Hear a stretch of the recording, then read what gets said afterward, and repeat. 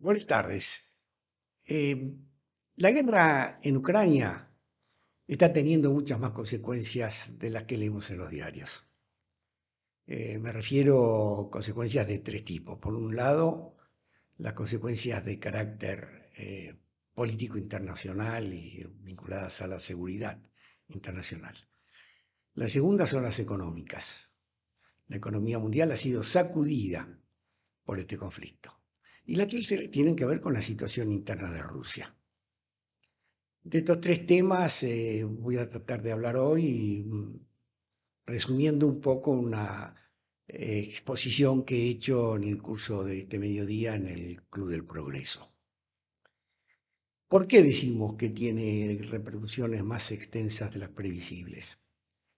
En primer lugar, porque ha sacudido a la seguridad europea, hasta tal extremo que la organización del Tratado del Atlántico Norte, la NATO, ha tenido que repensar toda su estrategia desde el punto de vista de seguridad, desde el punto de vista estratégico, y que por lo pronto se ha encontrado con que países que mantenían una posición de neutralidad histórica, como Finlandia o como Suecia, ante los peligros que se han originado a partir de esta guerra, han modificado esa política y están hoy mucho más próximos e integrados a una estrategia común de defensa europea. Estados Unidos también ha tenido que revisar su visión de la relación con Europa. En un momento dado, ustedes recordarán que Estados Unidos pretendía que Europa autofinanciara sus gastos de defensa y no tener que participar en los gastos de la NATO. Hoy la posición de los Estados Unidos es mucho más proclive a mirar los peligros de Europa como peligros también propios, tal como lo establece el propio tratado de la NATO. Ha habido también una gran repercusión desde el punto de vista de la política interior europea. Esto ha sido un factor de aglutinamiento, por lo menos en términos de seguridad, y en alguna medida ha detenido un proceso de dispersión que estaba en marcha en Europa debido a las disidencias de algunos países respecto de las políticas comunes y en especial respecto de las políticas de la Unión Europea. Me refiero a la posición de Polonia, la posición de Hungría, me refiero al Brexit, es decir, a la retirada del Reino Unido de Gran Bretaña de la Unión Europea y su alejamiento de algunos de los otros acuerdos que servían de argamasa al funcionamiento de una Europa más unida. En tercer lugar, esto también replantea mucho las instituciones, el rol de las instituciones propias de la Unión Europea, el Consejo, el Parlamento, la Comisión. Y nos abre grandes interrogantes sobre el futuro. Hay también un gran tema de carácter económico, que tenemos que verlo no solo como un problema europeo, sino como un problema internacional. En primer lugar, la guerra pega en forma directa sobre el comercio internacional de algunos productos importantes. No nos olvidemos que Ucrania era el mayor productor mundial de girasol, por ejemplo, que Ucrania y Rusia son productores muy importantes de trigo. No nos olvidemos además que de Ucrania salían minerales y productos importantes para el sector agropecuario, particularmente en lo que se refiere a fertilizantes. Todas estas corrientes de comercio han sido interrumpidas por la guerra. Acabamos de ver cómo Rusia ha impedido la salida de buques desde los puertos del Mar Negro.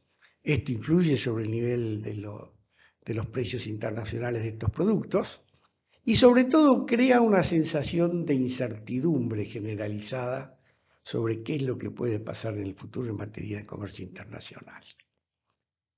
A esto se le agrega el impacto de que la guerra ha terminado con el abastecimiento de gas de Rusia a Europa Occidental y especialmente a Alemania. La destrucción que hemos conocido de los gasoductos del mar Báltico ha tenido consecuencias muy importantes en términos de abastecimiento de las principales fuentes de energía europea, y está dándole un espacio creciente a las importaciones provenientes de otros orígenes, básicamente gas de Qatar y de los Estados Unidos. Además, a esto se agrega el impacto de las sanciones comerciales que Estados Unidos está aplicando, no solo a Rusia, sino además a empresas y empresarios rusos. Y que Europa también, la mayor parte de Europa por lo menos, está participando de ese esquema de sanciones. Y esto está teniendo una repercusión muy importante internamente en Rusia. Del lado ruso vemos dos o tres grandes problemas. Uno de ellos es este descontrol que parece haber habido con una parte de las Fuerzas Armadas, por lo menos de aquellas que estaban comandadas por el llamado Grupo Wagner, que tuvo un rol muy activo en algunos sectores de la guerra en Ucrania y que diera la impresión de que ha pasado a manejarse con un grado de autonomía mayor que llegó incluso a poner en peligro algunas ciudades rusas como Rostov, que daban la impresión en un determinado momento que iban a caer bajo el control de una fuerza autónoma e independiente del ejército ruso.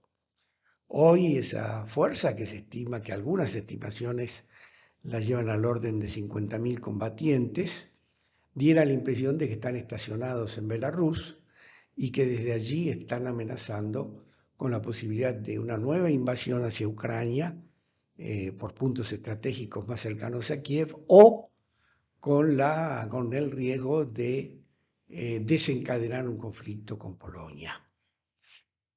Esto, el grupo Wagner y todo el impacto que esto ha tenido dentro de Rusia, más una especie de cansancio que se nota en ciertos sectores de la población rusa que no quieren seguir adelante con esta guerra, están afectando sin ninguna duda la posición política del presidente Putin. Y a esto yo quiero agregarle un factor más, creo que particularmente importante. Rusia es un país que tiene una divergencia muy grande entre su capacidad militar y estratégica y lo que es su economía. La economía rusa es una economía pequeña. El Producto Bruto Interior de Rusia no es superior al de Italia. En un país de la enorme extensión que tiene Rusia, con más de 100 millones de habitantes, y además con la situación actual en que está embarcada en una guerra que tiene un costo sin ninguna duda muy elevado. Algunos piensan que muy superior al que la economía rusa puede sostener. Todos estos factores se combinan para plantearle al presidente Putin una situación extremadamente difícil, y un Putin aislado,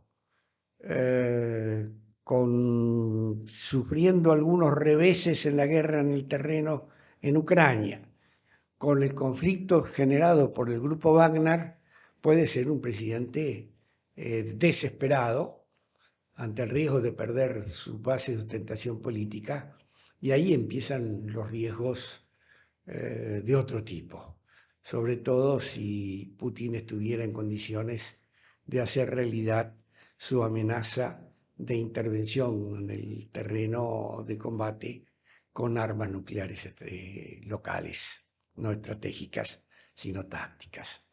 Eso sería terrible porque llevaría la guerra a otra dimensión, y ahí no sabemos cuál puede ser la respuesta de aquellos países que están hoy sosteniendo a Ucrania. Con esto quiero darles un poco una visión de un problema que parece muy lejano, pero que nos afecta directamente a nosotros argentinos. Primero, por la repercusión sobre el comercio internacional. Segundo, porque abre también, al mismo tiempo de los riesgos que toda esta situación implica, posibilidades para una mejor colocación de algunos de nuestros productos agropecuarios y especialmente en el futuro el abastecimiento de gas a Europa. Bueno, con esto quiero dar terminado el programa de hoy. El primero hablamos sobre el tema de la deuda, en este hemos hablado sobre un tema totalmente distinto y seguimos esperando, estamos recibiendo, esperamos más preguntas que con mucho gusto vamos a responder en un próximo programa. Buenas tardes a todos.